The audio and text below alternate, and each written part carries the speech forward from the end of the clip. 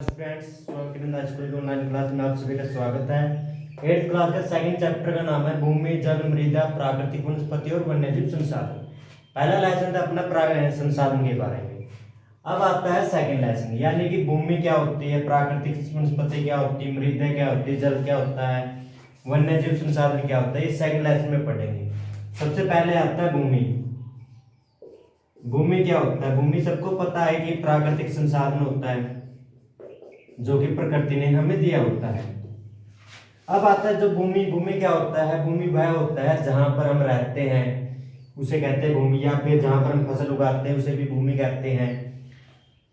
या फिर जहां पर स्कूल है, विद्यालय, स्कूल हो गए, कॉलेज हो गए, पशुचारण हो गया, यातायात के साधन हो गए, वो सारे के सारे भूमि के ऊपर होते हैं, सबको पता है। सेकंड आता है मृदा क्या होती है। ये पृथ्वी की ऊपर की पृथ्वी से परत होती है जिसे मृदा कहा जाता है, जो खनिज, लवण और जीवों से मिलकर बनती है। अब थर्ड आता है मृदा के अंदर क्या क्या चीजें होती है। मृदा के अंदर दो चीजें होती हैं,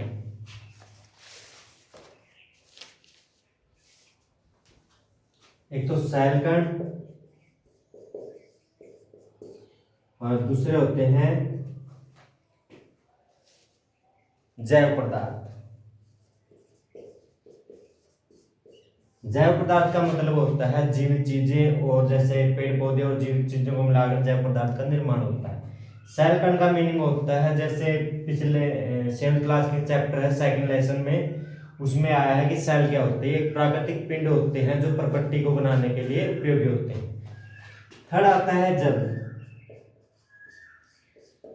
जल क्या है? जल भी एक प्राकृतिक संसाधन है जो कि प्रकृति ने हमें दिया होता है। अब जल के उपयोग क्या होते हैं? जल के दो उपयोग होते हैं ज्यादातर, या तो हम उसका उपयोग करेंगे या फिर उसका अनुपयोग करेंगे।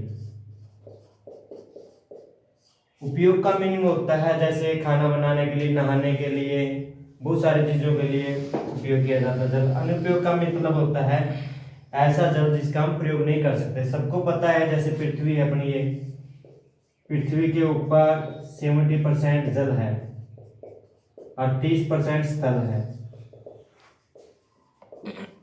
70% में से सिर्फ मात्र 12 से लेके 15% ही जल ऐसा है जो पीने के योग्य होता है, और बाकी जो रह गया वो होता है जो जिसका हम उपयोग नहीं कर सकते। जैसे जो समुद्र का जल होता है वो भी इसी के अंतर्गत आता है।